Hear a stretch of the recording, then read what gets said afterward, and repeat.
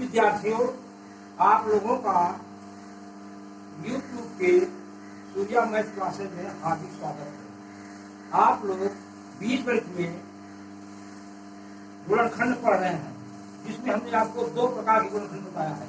पहला बताया था सामान्य गुणनखंड, माने कॉमन लेकर के, जिसमें उसमें दो प्रकार के थे, एक पूरे में कॉमन लेना और एक समूह बनाकर जोड़ा लगाकर, समझ आ गया ना। और दूसरा प्रकार आपको बताया था दो वर्गों के अंतर का गुणनखंड, दो वर्गों के अंतर का गुणनखंड, ठीक है। आज हम आप लोगों को उसी क्रम में एक तीसरे प्रकार के गुणनखंड के बारे में बताएंगे, जो काफी महत्वपूर्ण है। और यह गुणनखंड आपको कक्षा 10 में जब द्विघाती त्रिपद व्यंजक या कह लीजिए कि द्विघात समीकरण आप पढ़ेंगे तो उसमें काम आएगा, काफी इंपॉर्टेंट है। इसको कैसे हल किया जाता है इसको आप जानिए। इसमें इसको हल करने की 4 विधियां हैं, 4 प्रकार के इसमें होते हैं, और उनको आप ध्यान से समझिए। आप इस समझ में एक बार अगर आ जाएगा तो फिर आप कोई भी सवाल आ सकती है द्विघाती त्रिपद व्यंजक में आप लगा सकते हो। कैसे? पहला प्रकार द्विघाती त्रिपद व्यंजक का गुणनखंड आपको करना है, तो पहला प्रकार क्या है? जब तीनों राशियां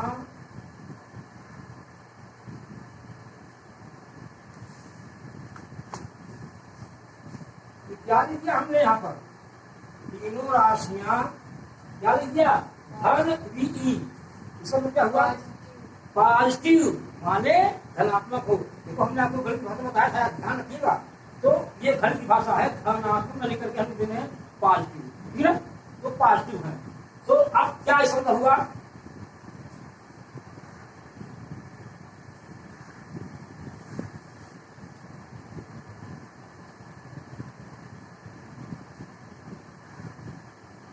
इसका एग्जाम्पल देखते हैं कैसे है। x square plus 5x plus 6 का गुणनखंड करो। यह आपको क्या प्रश्न? x स्क्वायर धन 5x धन 6 का गुणनखंड करो। जैसा कि इसका नाम है द्विघाती त्रिपद व्यंजक, 2 घात वाला और 3 पदों वाला व्यंजक। 2 घात में है और 3 पद है, 1, 2 और 3 पद। एक x स्क्वायर का पद, एक x का पद और एक कोई धनात्मक, कोई मतलब संख्या, कोई गिनती, ठीक है। अब इसमें तीनों धन है, तो कैसे इसका गुणनखंड करेंगे? देखिए इसको पहले करते हैं। इसका गुणनखंड करने के लिए इस x स्क्वायर के गुणांक का और तीसरे पद का गुणा करते हैं। माने पहले के x स्क्वायर गुणांक का और इस अचर राशि का गुणा करते हैं। ये अचर राशि है, x चर राशि है। चर माने x का मान कुछ भी हो सकता है, कभी आप समझते हैं उसका x मान 10 आ जाता है, कभी 50 आ जाता है। तो x का मान अस्थायी नहीं है, कुछ भी मान ले सकता है, ठीक है। तो इसको कैसे हल करेंगे? इसका हल देखो।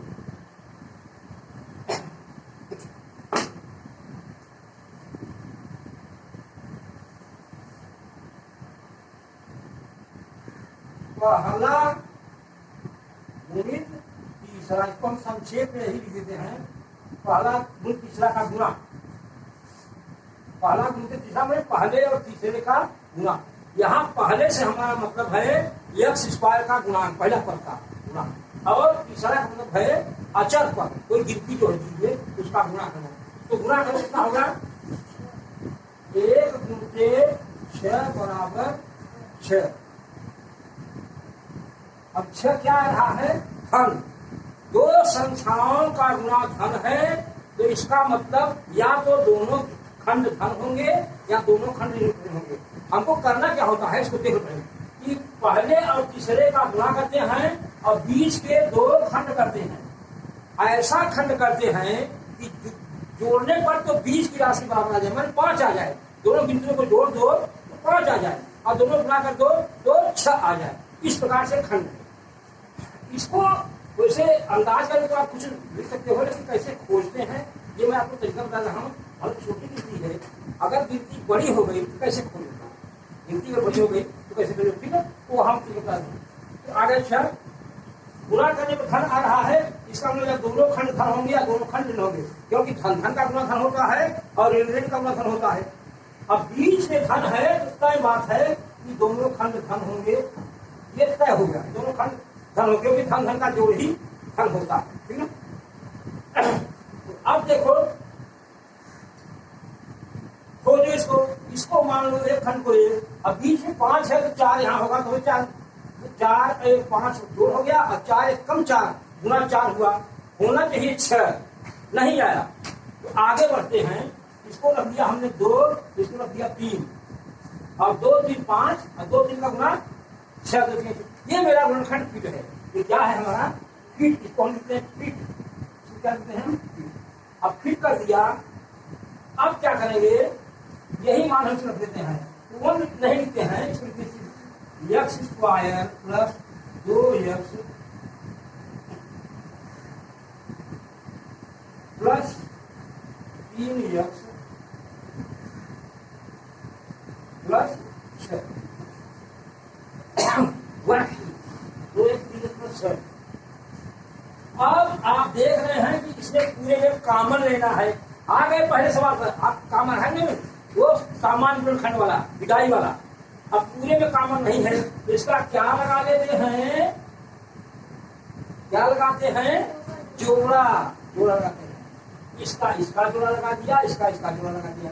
अब देखते हैं इसमें क्या कॉमन है, x कॉमन है नहीं, तो बचेगा x प्लस 2। अब प्लस इसमें क्या कॉमन है भाई, 3 और 6 में क्या कॉमन है, 3 कम 3 6, तो हो गया 3, तो बचेगा x प्लस, ये हो गया मेरा। अब देखो दोनों में ये बराबर है, इसका मतलब मेरा ये गुणनखंड ये फिट है, जो मेरा खोज है वो सही है, जैसा हमने बताया जोड़ा फिट है। अब कॉमन ले लो फिर पूरे में, ये हो जाएगा आपका x प्लस 2 एक कोष्ठ में और x प्लस 3 एक कोष्ठ में, यही आपका हो गया, कोई दिक्कत नहीं है। 4 1 2 3 ये 4 लाइन का आता है, पहली लाइन में 4 लाइन में सवाल आता है, जब दोनों तीनों राशियां धन।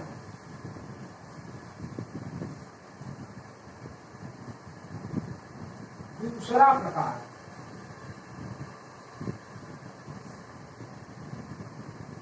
जब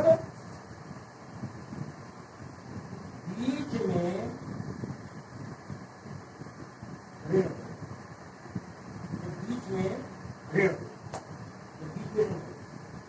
कैसे, एग्जाम्पल देखो, x स्क्वायर ऋण 5x धन 6 बराबर बस चलिए, x स्क्वायर में 5 धन 6, बीच में जहां धन था हमने क्या कर दिया, ऋण कर दिया, क्या कर दिया, ऋण कर दिया। अब इसको दो हिस्से में करते हैं, क्या करेंगे, इसको भी खोज, गुणा कितना आ गया है, पहले तरह का गुणा बराबर धन 6, एक धन होगा नहीं होगा। अब बीच में ऋण है तो दोनों खंड क्या होंगे, ऋण होंगे, गुणा धन है तो या दोनों धन होंगे या दोनों ऋण होंगे, बीच में ऋण है तो दोनों ऋण होंगे, हमारी बात गलत निकल जाती है। इसको फिर खोजो, एक रखोगे ऋण 1 तो ऋण 4, 4 1 ऋण 5 हो गया और 4 1 कम 4 नहीं आया। आगे बढ़ो, 2 और 3 तो ऋण 2 ऋण 3 हो गया, जोड़ने पर ऋण 5 आ गया, अगला 6 हो गया, ये पूरा हो गया। ये हो जाएगा आपका x स्क्वायर ऋण 2x 3x प्लस 6। अब फिर इसका जोड़ना तो क्रिया वही करना है, ये दोनों अब आगे वाला आ गया तो वहां पर जो हमने ध्यान जो पढ़ा दिया था उसका उपयोग हो रहा है कि नहीं हो रहा है, उपयोग हो रहा है, इसलिए हमने उसको पढ़ाया था, आपको ध्यान रखिएगा। अब यहाँ पर कॉमन क्या हो गया, x तो बचेगा यक्स माइनस 2 या माइनस 3 हो गया तो बचेगा यक्स माइनस ठीक है। यहाँ ऋण कम होते हैं धन साधन हो गया तो यक्स माइनस 2 एक रूप में यक्स माइनस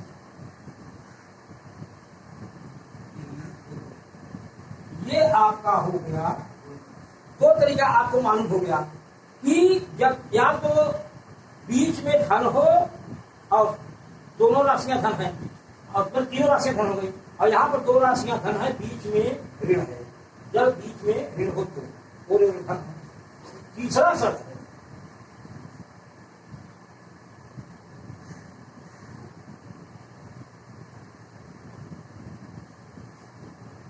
जब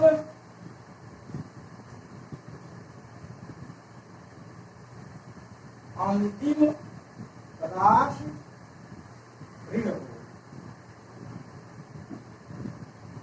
अंतिम राशि ऋण हो और बीच में माने अंतिम राशि ऋण हो और बीच में धन हो। अंतिम राशि ऋण हो और बीच में धन। कैसे इसका सॉल्व एग्जाम्पल पहली राशि देखो धनात्मक हम मान सकते हैं एक्स स्क्वायर हमेशा धनात्मक रखते केला दो ही में है बीच का और अंतिम वाला ठीक है। तो ये हो गया आपका एक्स स्क्वायर ऋण एक्स प्लस अंतिम राशि धन एक्स माइनस 6 ये एक्स स्क्वायर धन एक्स माइनस 6 बीच में धन है और किनारे पर ऋण है। अब तरीका वही है आप खोजने को पहले आपको करना वही है पहला यूनिट तीसरा यह तो आपको वही करना है। और कितना आ जाए ऋण 6 यहाँ पर पहला अब तीसरा गुना करोगे तो एक का ऋण 6 गुना कितना हो गया ऋण 6 तो आ गया ऋण। जब दो संख्याओं का गुणा ऋण आ रहा है जाहिर बात है कि एक संख्या धन होगी दूसरा हो गया पकड़ नहीं तो इसमें एक धन होगा दूसरा ऋण होगा ये तय हो गया। अब बीच में धन आ रहा है आपके पास कुछ धन है कुछ ऋण है आपका धन कुछ बचा हुआ है इसका मतलब धन ज्यादा है ऋण कर्जा कम है तो कर्जा एक बार कुछ आपका पैसा बचा रह गया। मतलब अगर बीच में धन है और तो इसका मतलब कि धन बड़ा है ऋण छोटा है ना। तो यहाँ पर धन बड़ा हो गया और ऋण छोटा हो गया। यह बहुत स्पष्ट हो गई नहीं हो गई। जब दो संख्या गुणा हो रहा है ऋण का मतलब एक धन होगा दूसरा ऋण होगा अब बीच में धन है तो बड़ा धन छोटा ऋण होगा। दो बात पक्का हो गई। अगली बात करते हैं अब छोटा को मानो एक क्योंकि सब छोटी चीज एक है जीरो और यहाँ होना चाहिए हर एक इसका मतलब ये धन दो होगा नहीं होगा तो दो में एक घटेगा तो आएगा दो एक कम दूरी आना चाहिए ऋण से आगे बढ़ो। इसको मानो ऋण दो इसको मानो धन 3 में 2 घट हुआ धन 1 आया नहीं आया ये तो सब पूरा कर रहा है दुनिया छोड़ अब 3 में 2 1 पूरा कर रहा है ना इसका मतलब हो गया ये ठीक है आपका क्या है अब यही मान लो हो जाएगा एक्स स्क्वायर धन 3 एक्स फिर 2 एक्स फिर 6 अब फिर वही काम करते इतना हो गया। फिर आप महोबा पहुंच गए आराम से सवाल लगा दो जोड़ा लगाया कॉमन लिया माइनस यहाँ पर माइनस 2 कॉमन होगा -2 बचेगा एक्स प्लस 3 ये हो गया। जोड़ा फिट होगा तो दोनों कोष्ठों में बराबर सही है तो फिट हो गया। अब एक्स प्लस 3 एक कोष्ठ में और दूसरे में एक्स -2 ये आपका हो जाएगा आंसर। ये 3 प्रकार की कोई दिक्कत हमारे ख्याल से नहीं होनी चाहिए। एक प्रकार और देखते हैं चौथा प्रकार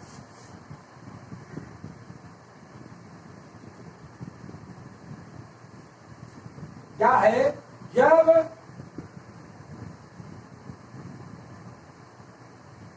बीच में ऋण हो और अंत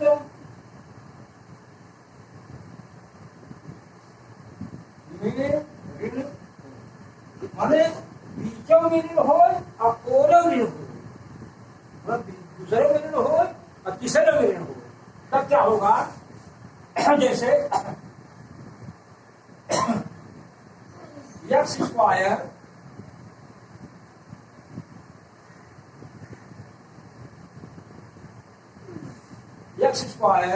ऋण एक्स ऋण 6, एक्स स्क्वायर ऋण एक्स ऋण 6। अब छोटा सा बुद्धि लेना है, आप समझे, एक्स स्क्वायर दोनों ऋण है। अब इसका गुणा करो, गुणा क्या हो गया? गुणा बराबर ऋण 6 आया कि नहीं आया?